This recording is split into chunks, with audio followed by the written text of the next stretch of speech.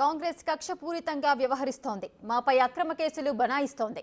ఈ మొత్తం లెక్క తేలుస్తాం. అన్నిటినీ పింక్ బుక్కులో రాస్తున్నాం. అధికారంలోకి వచ్చాక అన్ని లెక్కలు సవరిస్తామని అన్నారు బీఆర్ఎస్ ఎమ్మెల్సీ కవిత. ఇందుకు కౌంటర్ ఇచ్చారు జగ్గారెడ్డి. అనవసరంగా సీఎం రేవంత్ ని మీరు రెచ్చగొడుతున్నారని, ఇప్పటికే 4 నెలల బాధపడ్డారు. ఇలాంటి రాజకీయాలు మీకు అవసరమా అంటూ కౌంటర్ అటాక్ చేశారు జగ్గారెడ్డి.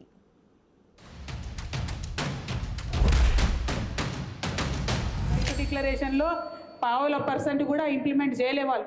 ఆ భయంతోనే వెళ్ళిపోయినటువంటి పరిస్థితి. ఇవాళ భయం ఎందుకు? ట్విట్టర్లో ఎవరైనా ఒక కమెంట్ పెడితే భయం ముఖ్యమంత్రి గారికి, తెల్లారికల్లా అరెస్ట్ వస్తుంది ఇంటికి.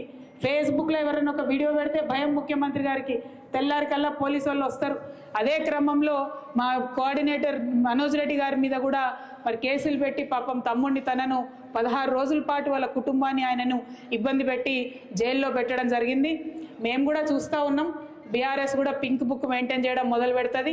ఇబ్బంది పడద్దు, ఇంతకింత తిరిగి చెల్లిస్తామని కూడా మీకు తెలియజేస్తూ ఉన్నాం. మీ రాహుల్ గాంధీ ఏమో పాకెట్లో రాజ్యాంగం పట్టుకొని తిరుగుతాడు. ఇక్కడ రేవంత్ రెడ్డి గారేమో రాజ్యాంగాన్ని కాలరాసి అక్రమ కేసులు పెట్టుకుంటూ తిరుగుతాడు.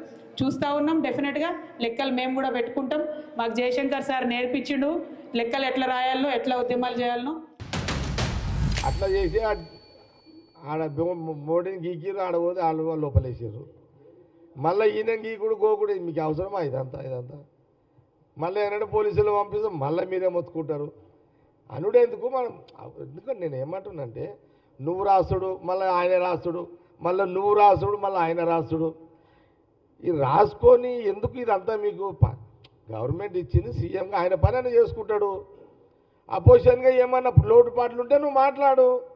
పుస్తకాలు ఓపెన్ చేసిన, పుస్తకాలలో రాస్తున్నా, మళ్ళీ మాది ఫ్యూచర్లో వస్తుంది. మీరే అన్నీ తప్పులు చేసి అనవసరంగా మళ్ళీ కాంగ్రెస్ గవర్నమెంట్ మీద రాస్తున్నాము. రెడ్ బుక్ పెట్టినాము, ఆ బుక్ పెట్టినాము. ఏ బుక్లు పెడితే ఏంది? ఆ పింక్ పెట్టినావు, ఏది పెట్టినావు?